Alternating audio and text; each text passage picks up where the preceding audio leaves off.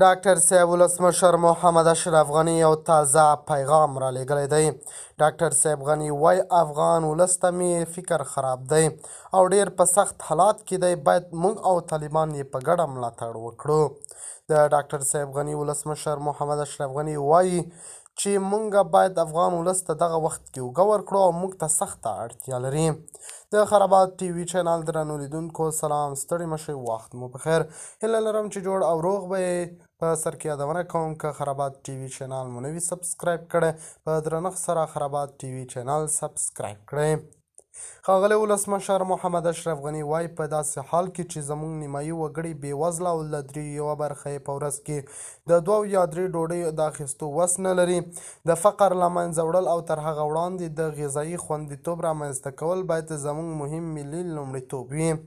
ښاغلی غني وایي د ژوند لارې په نامه د پودکاسټونو په نوبتي 5مه خپرونه کې چې د پوښتنو او ځوابونو په بڼه وړاندې کیږي، دا ځل په افغانستان کې د بېوزلۍ په موضوع غږېدلی دی.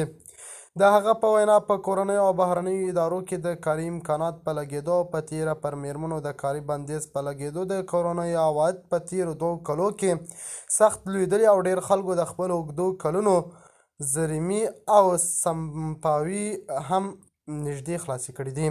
له همدې امله له یوې خوا د بېوزلۍ او فقیرانو لیکې پراخېږي او له بلې خوا د هغو کسانو شمېر ډېرېږي چې په جرمي او شبکه‌یي اقتصاد کې د ګډون له لارې بې حسابه او غیر قانوني شتمني ټولوي.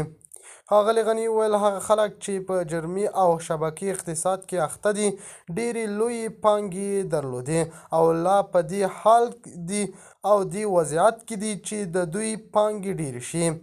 اما اکثریت ولس چې په دې 2 نورو رسمي او عرفي اقتصادونو کې دي، د هغوی وضع بده وضع ده، د تشویش وړ وضع ده او که جدي توجه ورته ونه شي الله مکړه ورځ به یې بدتره شي. د خرابات ټي وي چینل درنو لیدونکو د الله په امان تر بیا خیر چارې.